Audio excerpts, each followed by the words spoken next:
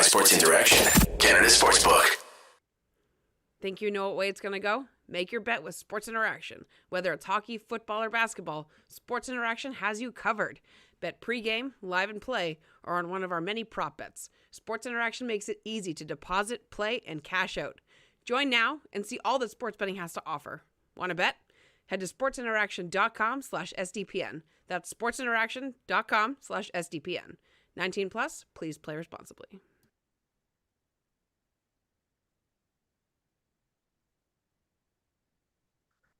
Welcome, Leafs fans, to Game Over Toronto. Harnish and Lauren here live with you on the SDPN channel on this beautiful Sunday night as the Leafs hosted the Washington Capitals for their final game of January 2023. Folks, tonight's episode will truly be out of this world. And no, I'm not exaggerating in the slightest.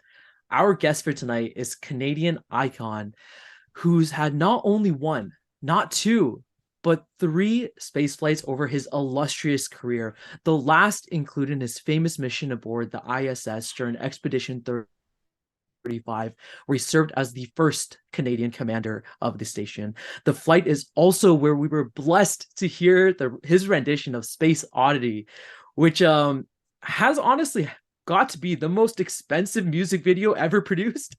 I'm talking about none other than Commander Chris Hadfield. Welcome to the show, Mr. Hadfield.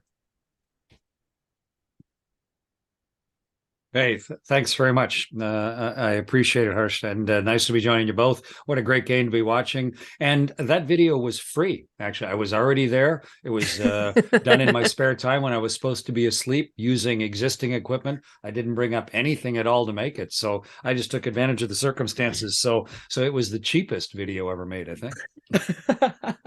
And we were on the recipient end of that. We were truly blessed to be able to hear that.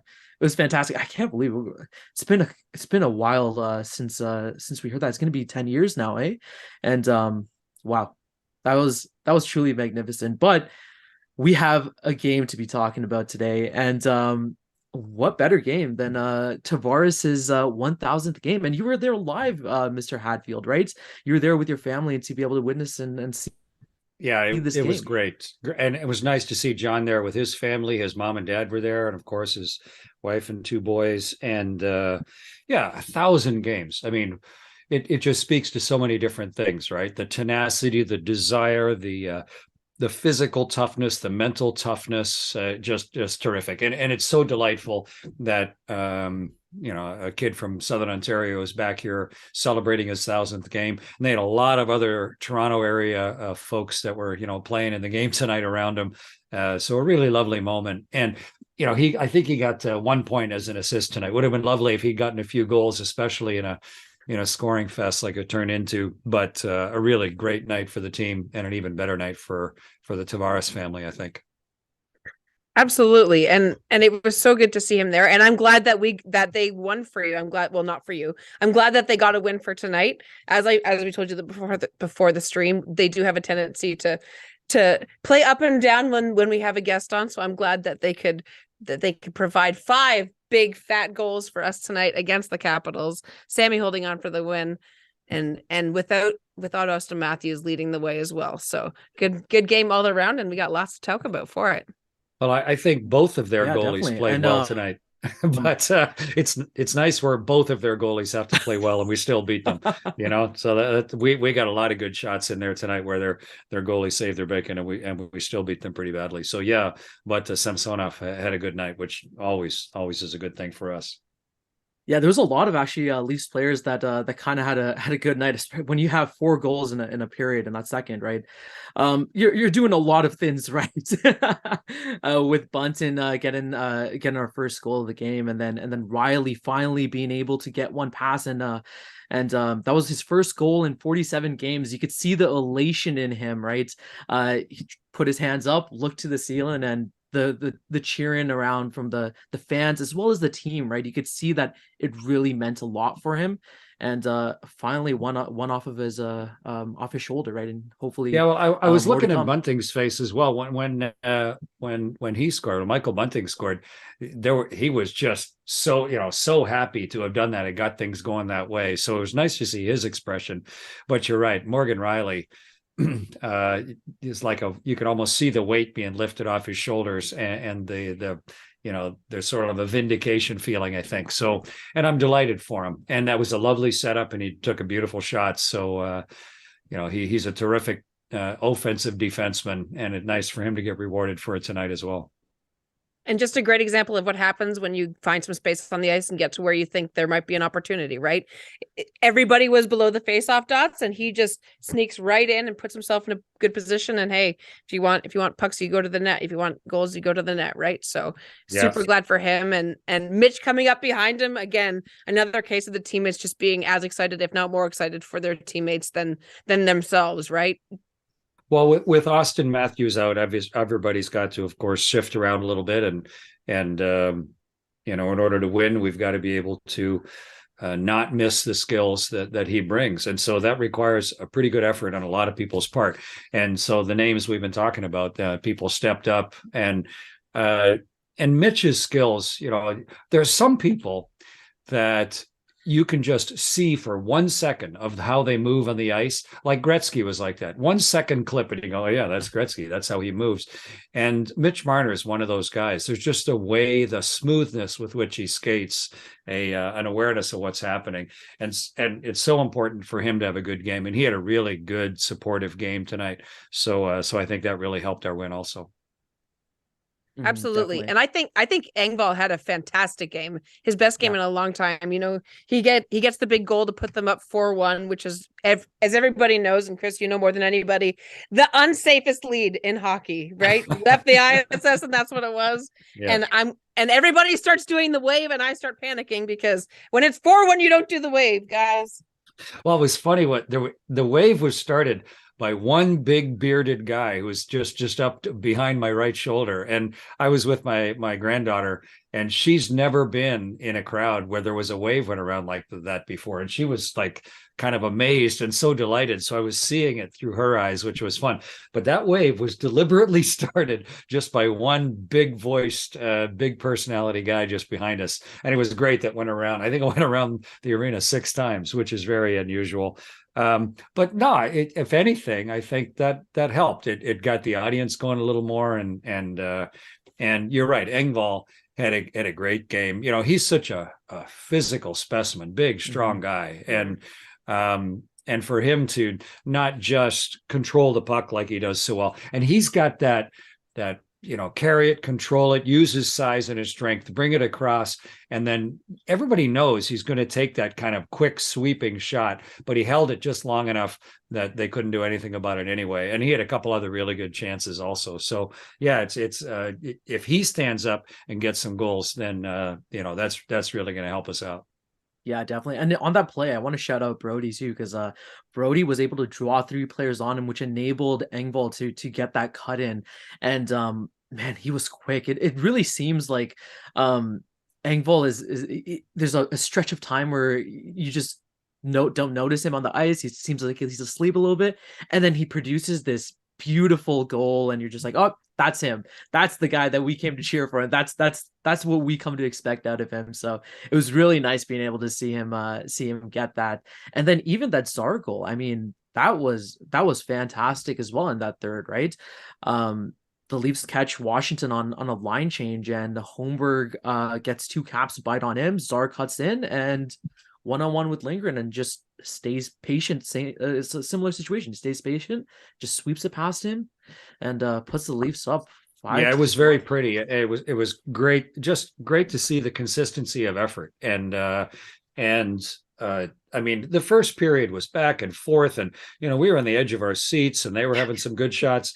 But the second and the third period, we really showed how we can do. And even though The Caps got, the puck exactly where they wanted it a few times. Samsonov stood up, or almost everybody on the team really buckled down for the defense, helped block the shots. Just there were so many quick sticks, just lifting it, just getting out of the way, so they didn't get the shot that they wanted to get.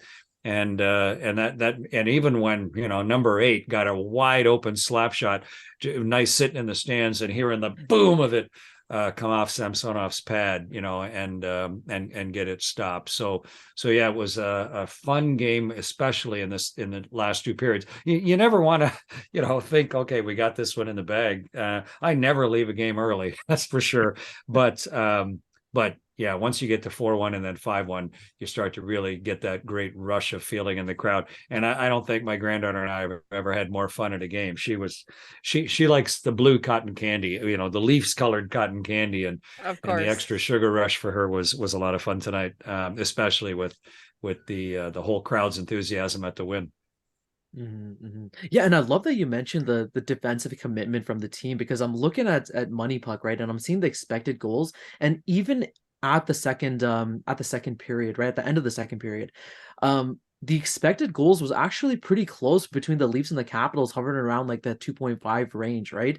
And obviously the Leafs did catch 4 goals in this period, so after that 4th goal, Kemper got pulled, but you could see that the Leafs, they kept it within 1 goal, so they were playing great defensive hockey, and it's just been a mindset change that the Leafs have really employed this year, and all credit to Sheldon Keefe, right, for instilling this in us, because this is really the way that you play good playoff hockey, right?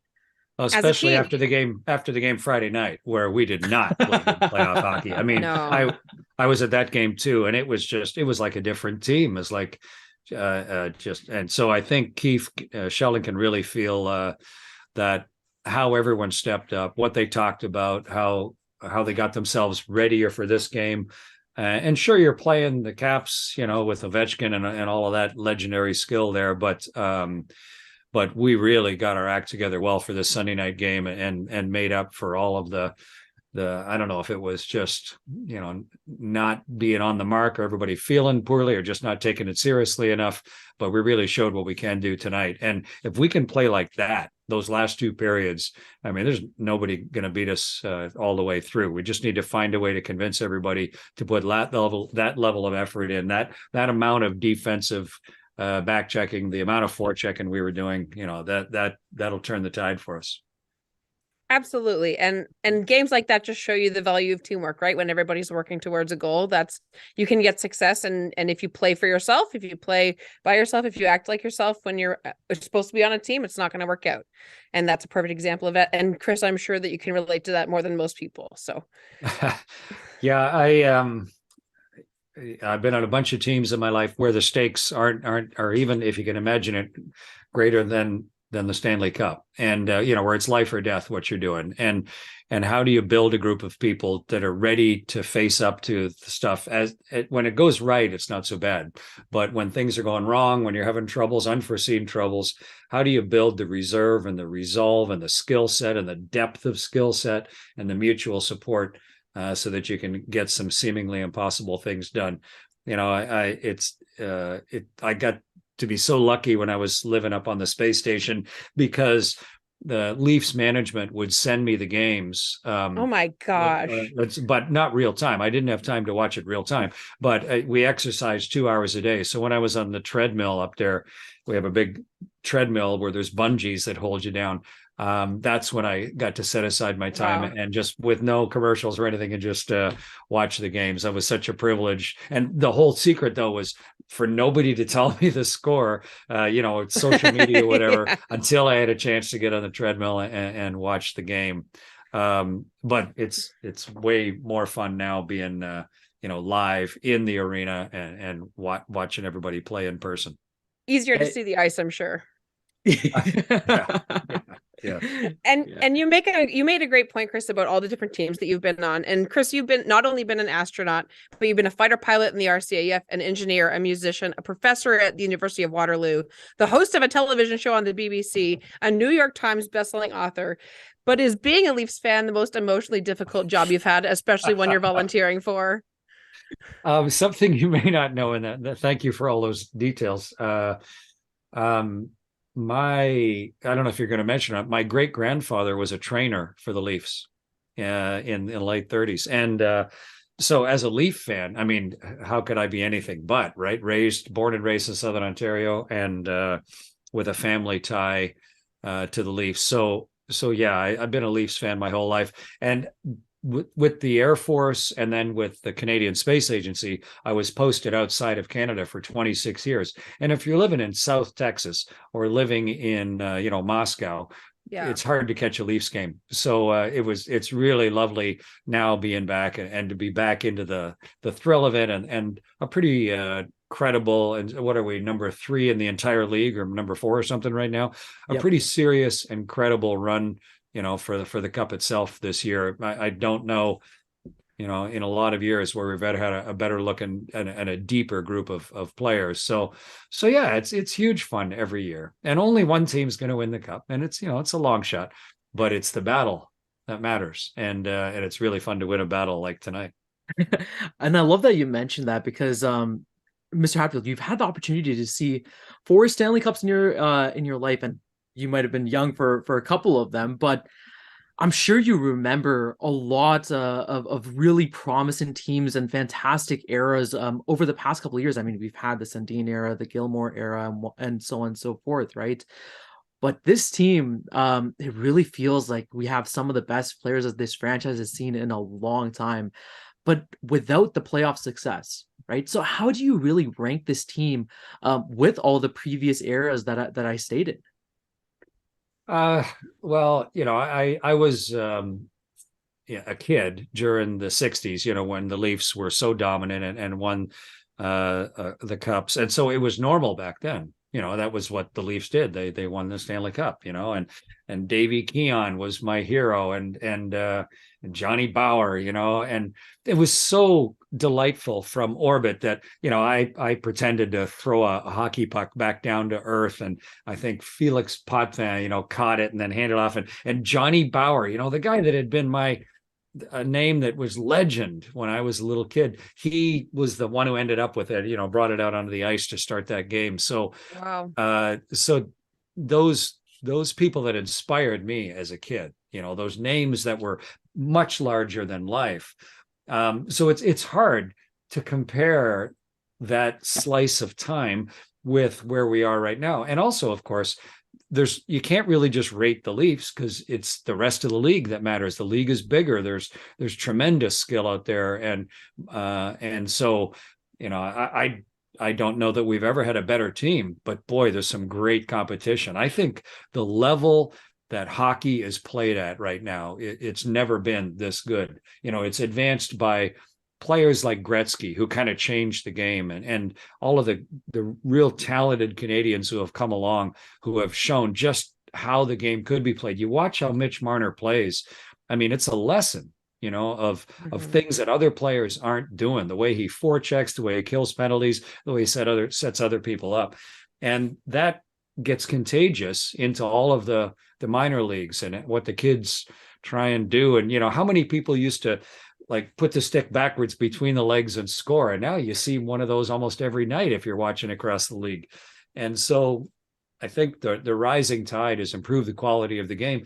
That just means the Leafs have to play even better. But we got the team to do it this year. We've got good management. We have an excellent coach. We got a tremendous amount of talent. And Austin, of course, is one of the best goal scorers in the world. And he's really become a two-way player. He's back there in on everything, but he's going to take a little while to heal. We got the gap coming up, which is good for us. He'll be back, in lots of time, second half of the season, which is good. We're going to need everybody to play their best if we have a shot at this with all the other competition out there. But that's the whole point, that's what makes it so much fun. And I'm delighted to be here in Toronto watching this group of guys play as the Toronto Maple Leafs. Yeah, definitely. I mean, playoff hockey is what we've been waiting the entire year for.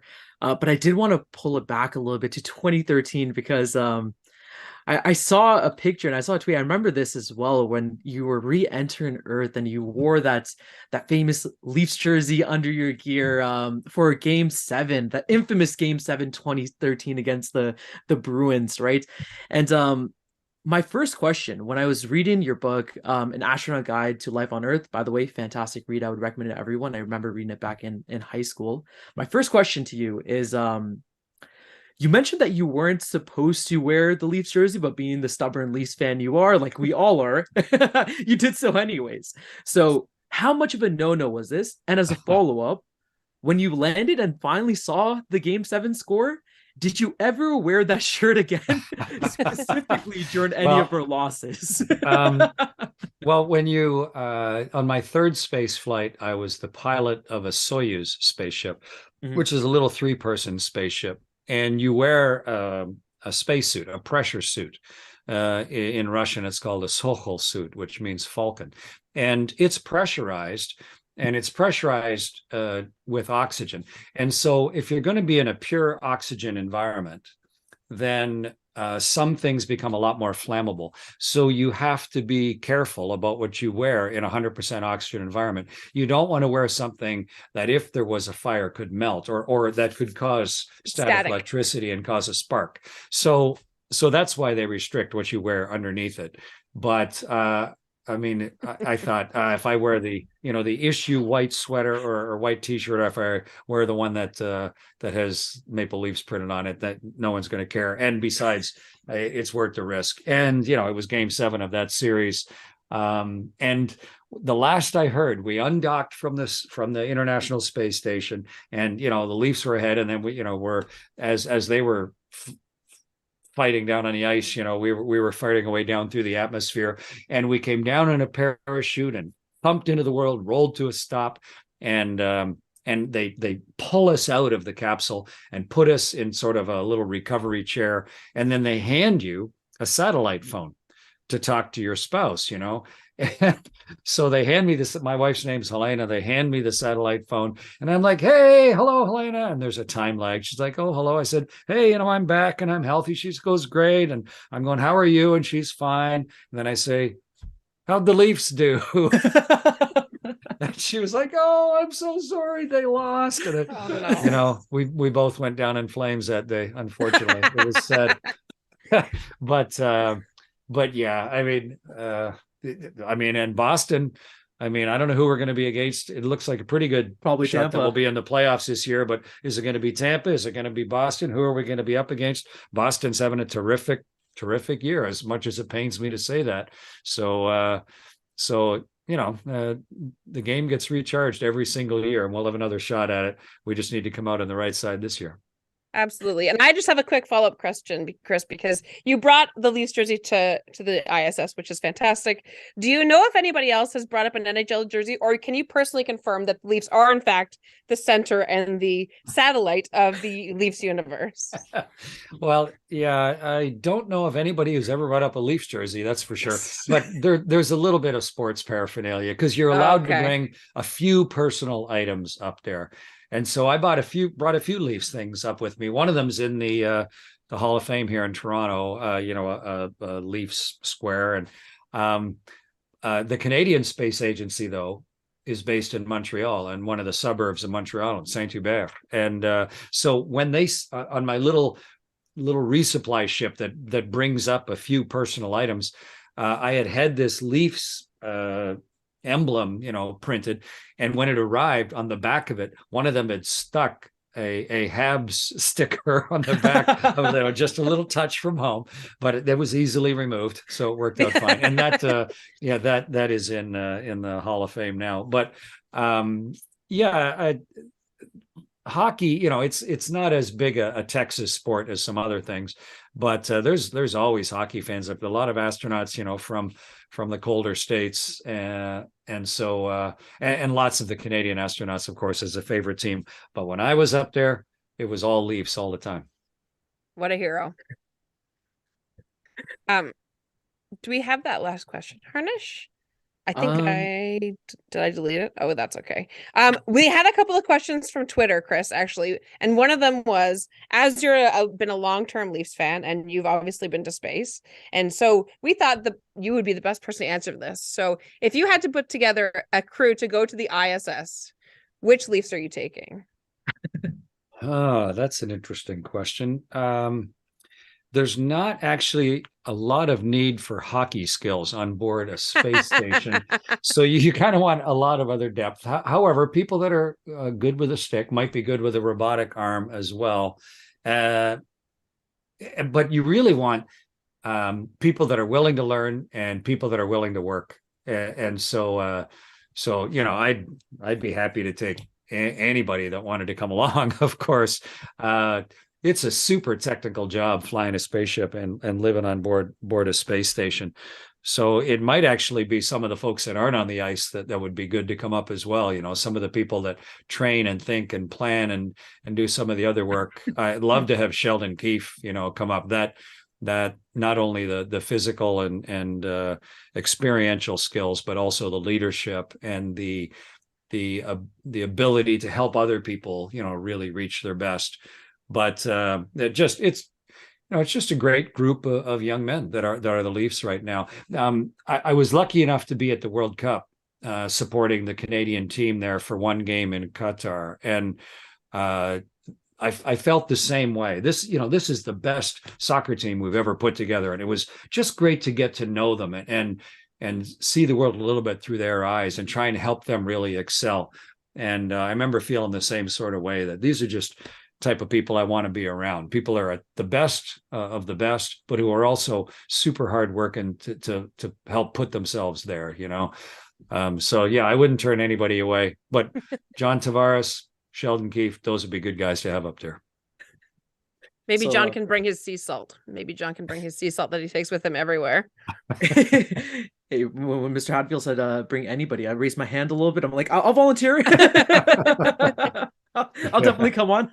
Absolutely. And Chris, you are a man of many talents. As one of your talents is your writing. So far, you have 4 books that are out, including more than one best-selling book that is out, and a children's book. And I believe you have another book coming out in the fall. Is that right?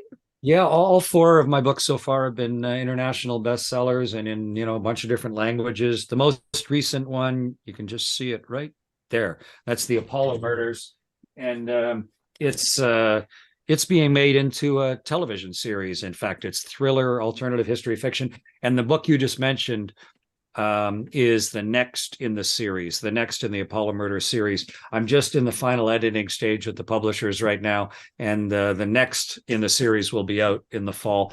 And you mentioned the children's book, The Darkest Dark. Yeah, it's debuting as a stage play on the 23rd of February at the Young People's Theatre in Toronto. And they've added some magic to make it even more impactful. But the whole point of that children's book is how not to be afraid.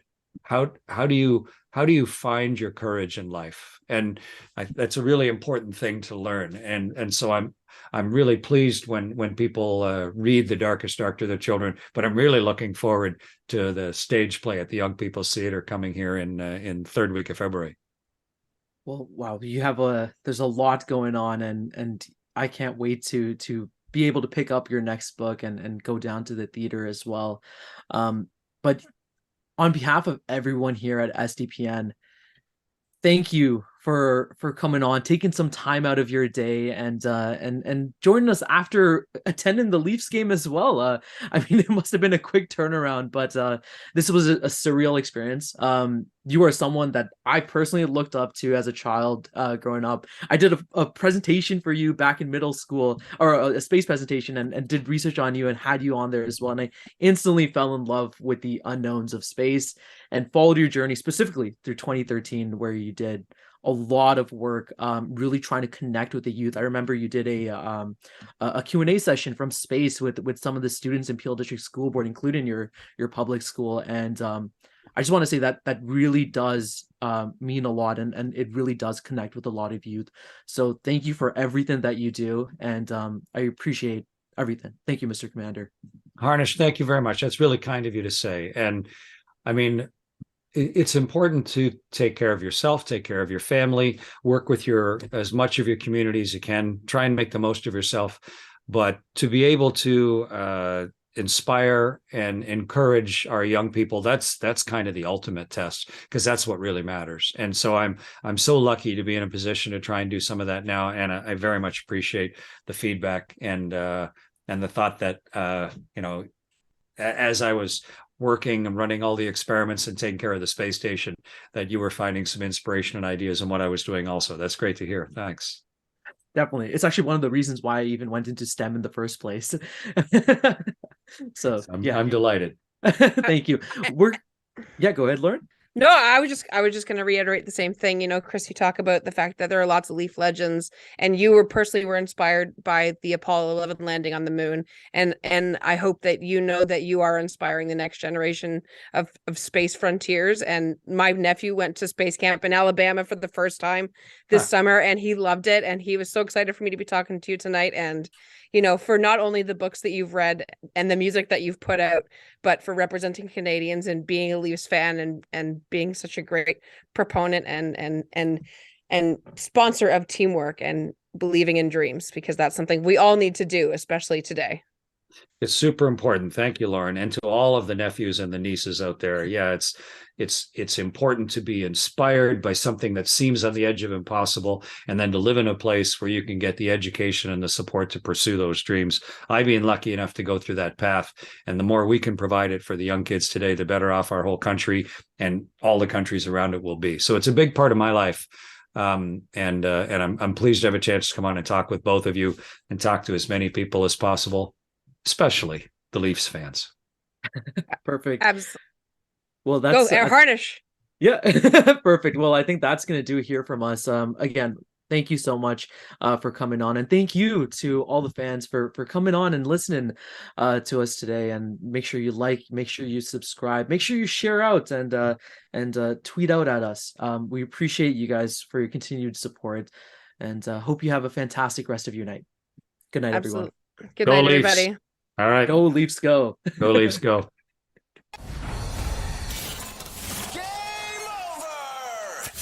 Powered by Sports Interaction, Canada Sportsbook.